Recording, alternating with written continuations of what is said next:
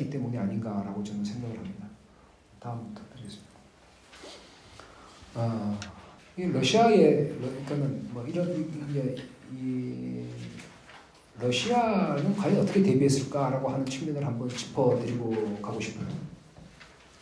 사실은 러시아도 바보가 아닌 상대방을 내가 이렇게 전쟁을 하면서 경적 불패라고 하는 말이 있는데 적을 가볍게 보면 반드시 진다는 말입니다. 손자병법이 있는데 미국 같은 경우는 러시아를 너무 지나치게 가볍게 보는 것 같아요. 그러니까 뭐냐면 러시아도 나름대로 준비를 할 거 아닙니까? 2014년 부터 2014년에 크림반도를 합병하고 나서 러시아는 미국을 위해 서방으로부터 집중적인 제재를 당하게 됩니다. 그리고 나서 지금 그 이후부터 러시아는 나름대로 준비를 했겠죠. 당연하겠죠.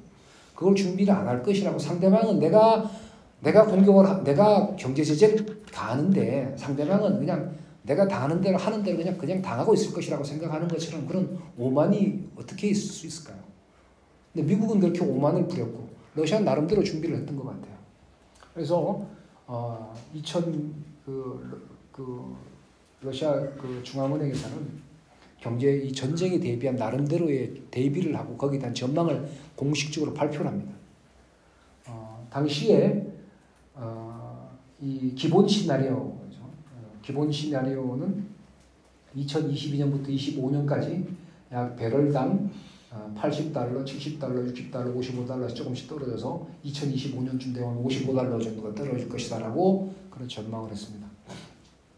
그리고 최악의 시나리오는 결국은 이제 기름에 따라서 러시아는 경제 운영이 달라지기 때문에 22년 연말까지 배럴당 $35, 23년 말에 한 $40 선을 유지하는 것이 최악의 시나리오다.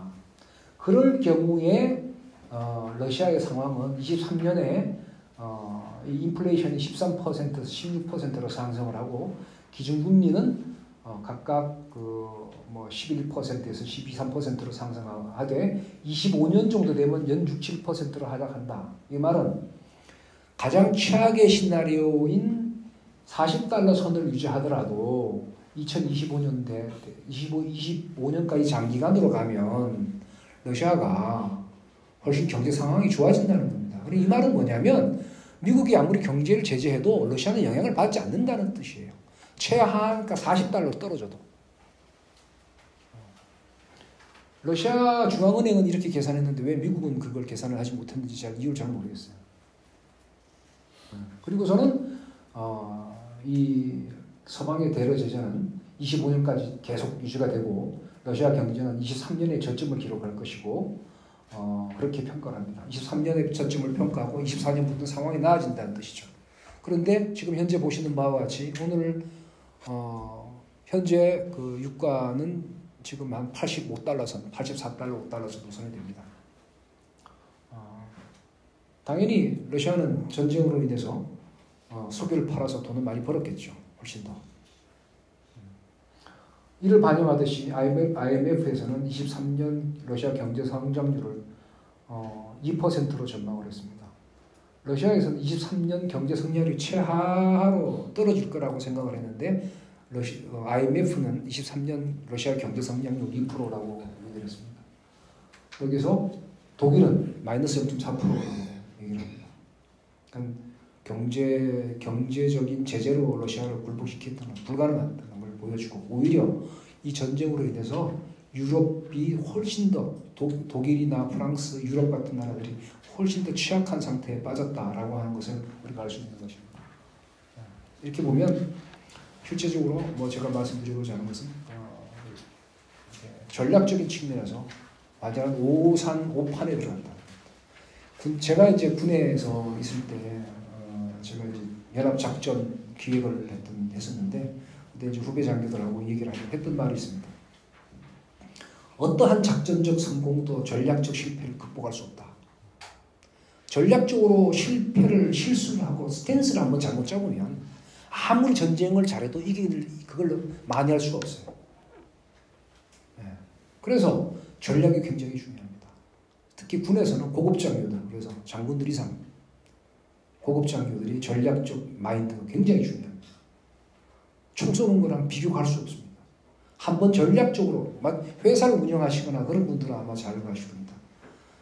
사업 진행 방향을 잘못 잡으면 그 밑에서 아무리 열심히 해도 따라가지 못하면 회복이 안 되는 거죠. 똑같은 겁니다. 그래서 그 말을 저는 한 전략적 실패를 어떠한 전략적 성공으로도 극복할 수 없다는 겁니다. 동일한 마찬가지로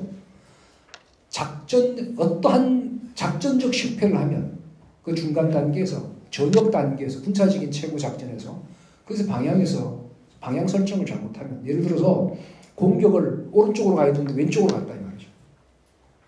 그렇게 되면 방향을 잘못 잡고 공격을 잘못 가면 거기 있는 병사들이 아무리 전술적으로 부대가 잘해도 그 작전적 실패를 극복할 수 없어요. 병사들이 아무리 총 잘 쏜다고 해서 전쟁이 이길 수 있는 건 아닙니다. 그게 바로 전술과 작전과 전략의 차이입니다. 그 전략적인 측면에서는 이미 이런 상황에서는 미국이나 우크라이나가 이길 수 없는 전쟁입니다. 이런 전쟁은 하면 안 되는 거죠. 해서는 안 되는 전쟁을 하면 어떻게 되느냐? 패배합니다.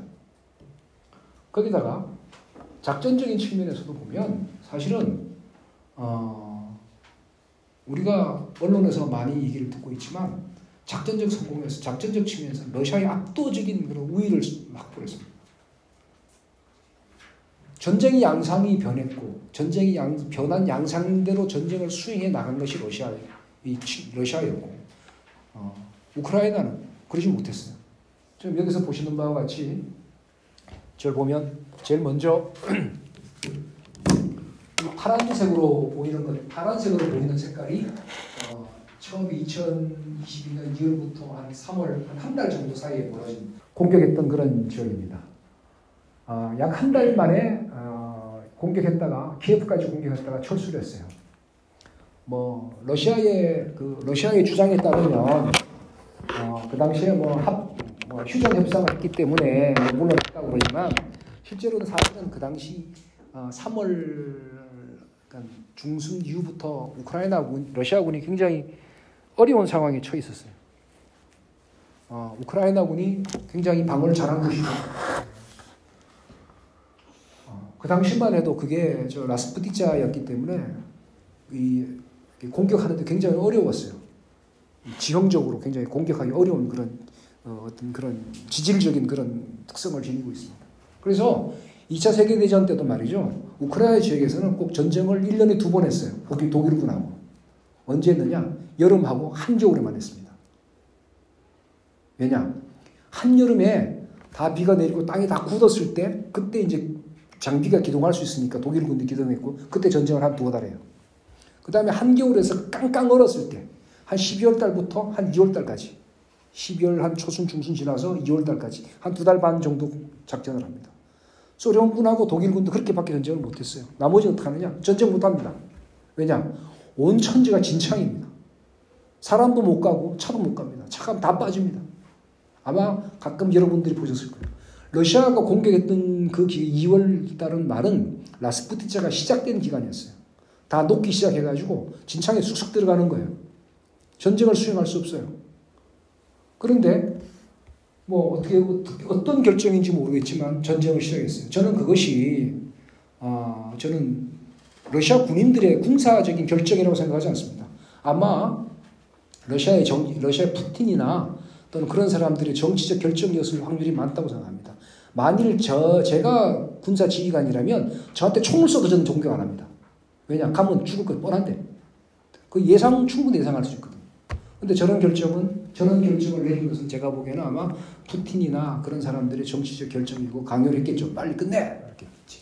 그러니까 어쩔 수 없이 시작이 됐을 것이고, 그렇게 했을 겁니다. 그래서 한 달 만에 협상을 하다가, 휴전 협상이 그걸로 해서, 우크라이나 젤렌스키가 합의할 테니 일단 군대를 빼라 라고 얘기를 했죠. 그러자 그 말이 나오자마자, 다음 보내주시겠습니까? 바로 즉각적으로 군대를 한 2-3일 만에 다 빼버렸어요. 제가 깜짝 놀랐습니다. 한참 그때 상황 그 당시 위성으로 찍은 사진을 보고 있었는데 하루아침에 갑자기 군대가 다 없어져 버렸어요.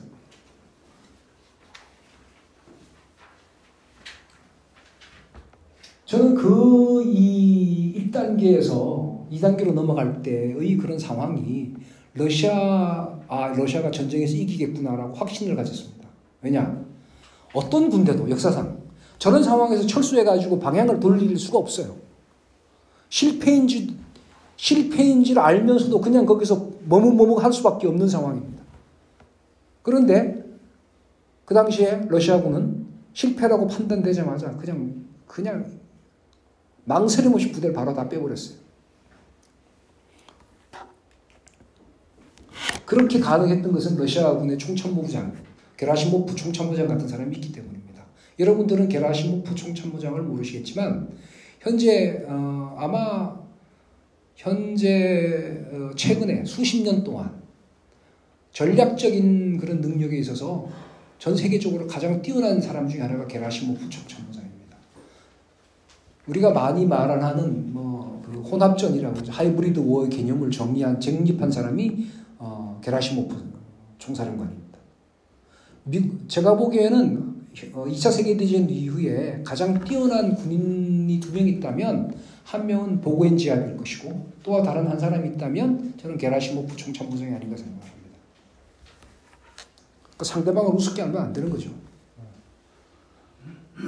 그렇게 해서 22년 4월 1일부터 빠져서 지금 실제적으로 크게 보면 현재까지 어떤 상황이 벌어지고 있냐면 러시아는 북부 지역을 완전히 포기하고 남부 지역으로 완전히 그 돈바스 쪽으로 축소하면서 남부 지역 4개주를 점령을 했습니다. 그리고서 소모 전략으로 전환을 했습니다. 소모 전략은 말은 그냥 소모 전략이라고 하지만 이 소모전이라고 하는 그런 개념은 러시아의 군사적인 전통입니다.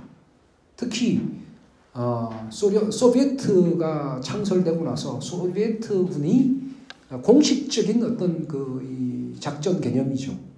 그 개념을 만든 사람은 스베친이라고 하는 제국 러시아 출신 장군입니다만 그 사람이 러시아의 이 안보적 환경, 지리적 환경을 봤을 때 상대방을 철저하게 소모시켜서 전쟁에 지게 된다라고 하는 그런 주장을 하게 됐고 바로 그런 개념에 의해서 2차 세계대전이 치러졌습니다. 그리고 또 거의 비슷한 개념으로 여기서 우크라이나 전쟁에서 돈바스 전투에서 적용이 됐던 것이죠. 군사학에서는 이런 말이 있어요. 특히 러시아 군사학에서는 가장 중요한 것을 유생역량 말살이라고 합니다. 유생역량 말살이 뭐냐? 살아있는 놈은 다 죽인다는 뜻입니다.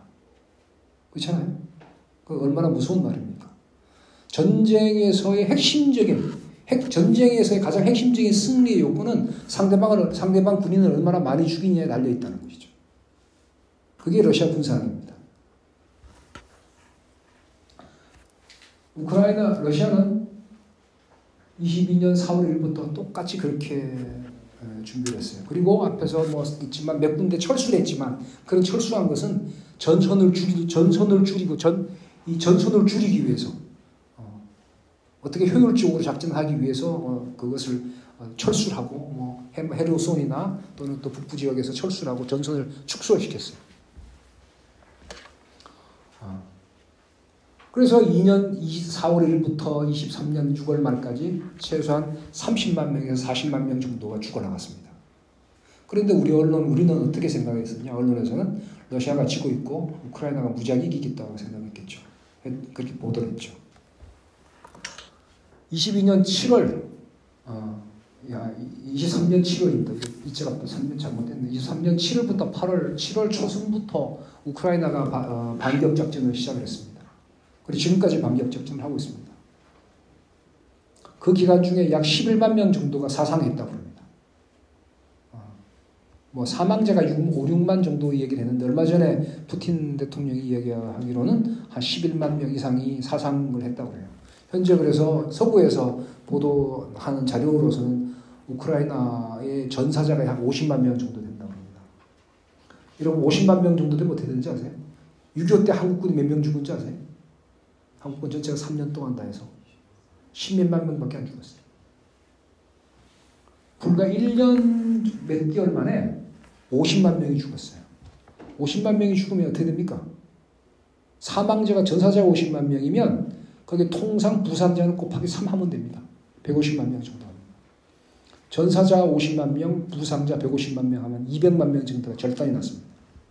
우크라이나 현재 인구가 4천 한 몇백만 명 됐어요. 근데 지금 현재 남아있는 사람들, 남아있는 2천만 명이 채 안 됩니다. 인구의 10% 정도가 몰살을 당한 겁니다. 이건 이제 나라로서 존재하기가 어려운 상태가 된 겁니다. 최근 들어서 2023년 8월부터 러시아가 쿠피안스크부터 서서히 반격 작전을 개시하고 있는 것으로 저는 파악하고 있었습니다. 8년 8월 지금도 좀 더 적극적으로 러시아군이 공세 작전을 하고 있지만 러시아군이 그 이전과 다르게 활동 양상을 보이기 시작한 것은 23년 8월 달에 쿠피안스크 지역에서부터였습니다. 그때부터 그 이전과는 다르게 좀 더 굉장히 공세적인 그런 활동을 계속했거든요. 그래서 저는 판단하기에 이게 러시아가 본격적인 공세작전으로 앞둔 어떤 그런 일련의 움직임이 아닌가, 나름대로 어떻게 공세작전을 시행할 것인가에 대한 연구를 하는 게 아닌가라고 생각을 했습니다. 왜냐? 전쟁 환경이 변하면서 우리가 전통적으로 알고 있던 전차, 항공기 전부 다 무용지물이 되어버렸습니다. 오히려 과거에 별로 의미도 없다고 생각했던 포병들이나 그런 것들이 더 중요해져 버렸어요. 움직이지를 못하잖아요. 나가면 다 두들겨 맞으니까. 전차도 다 맞으면 다 깨지지 않습니까? 과거에는 전차는 지상전의 왕자라고 그랬죠. 지금은 이제 무용지물입니다. 이스라엘에서도 보면은 이스라엘 군이 전차하고 장갑차 들고 나가죠. 지금 같은 경험이라고 따지고 한다면 그것도 나가면 아주 좋은 표적밖에 안 됩니다. 최근 들어서 7월 8월 넘어서 우크라이나 군대는 전차를 사용하지 않아요. 그냥 도보병으로만 가요. 그것도 몇 명, 2명, 3명, 4명 짝지어서 다닙니다. 왜? 전차가 나가면 다 두개 맞으니까. 몰살을 합니다. 아마 그런 사진들도 나와 있었는데 제가 그거는 가져오지 않았습니다. 그러나 한 10대씩 대여섯 10대 이상씩 길가에서 가지고 다 두개 맞아가지고 파괴되는 전차들 부지기수가 많았습니다. 전쟁 양상이 변해버린 것이죠. 그러니까 러시아도 마찬가지입니다. 지금 똑같습니다. 자기들은 그렇게 공격을 했지만 자기들도 과거에 똑같이 전차가 몰고 공격하면 어떻게 됩니까? 똑같이 파괴당하겠죠. 쿠피안스크에서 거의 비슷한 일이 있었어요. 러시아군이 전차가 좀 앞으로 공격했다가 우크라이나군의 포병 공격에 맞아가지고 다 녹아난 적도 1개 중대 이상 막 녹아난 적도 많습니다. 전쟁의 양상이 바뀌어버린 것이죠. 옛날에 저희들이 배울 때만 해도 작전의 템포가 중요했어요. 신속하게 진출해서 목표를 점령하고 상대방의 전투 의지를 꺾어버리고 그것이 중요했습니다. 그게 통하지가 않아요. 우리가 상식으로 생각했던 저희들이 공부할 때 군사학을 공부하면서 배웠을 때 상식으로 공부했던 그런 것들이 이제 통하지 않는 상황이 되어버렸어요.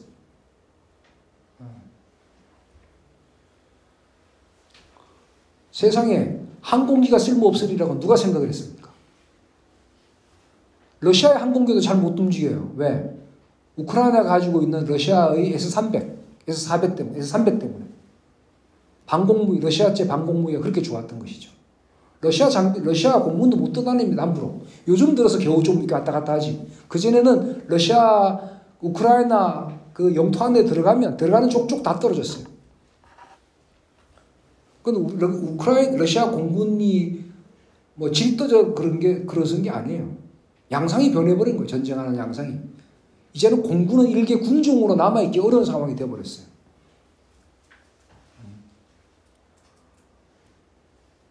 지금 현재는 사실 우크라이나에서 벌어지고 있는 전쟁은 거의 1차 세계대전에서 있었던 것 같은 참호전 그런 개념입니다. 여기서 함부로 막 공격해요? 그럼 다 죽습니다.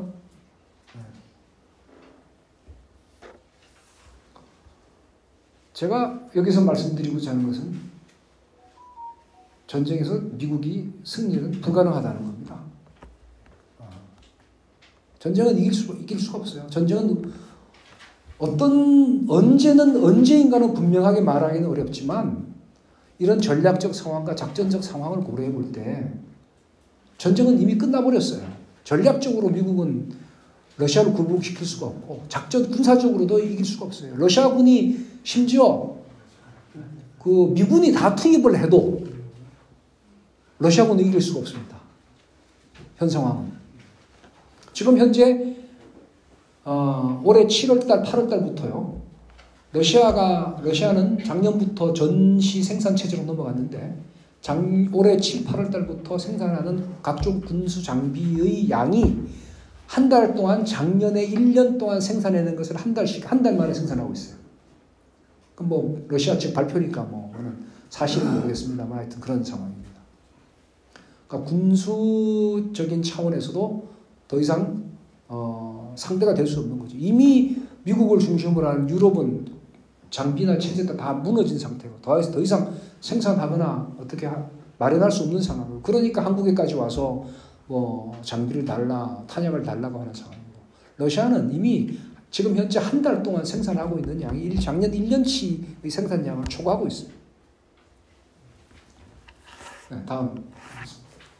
이게 제가 인터넷에서 봤던 23년 인구 구조입니다. 저기 보십시오. 짤록하게 들어가면 15세부터 시작해서 30세까지 거의 뭐 어마어마하게 줄었습니다.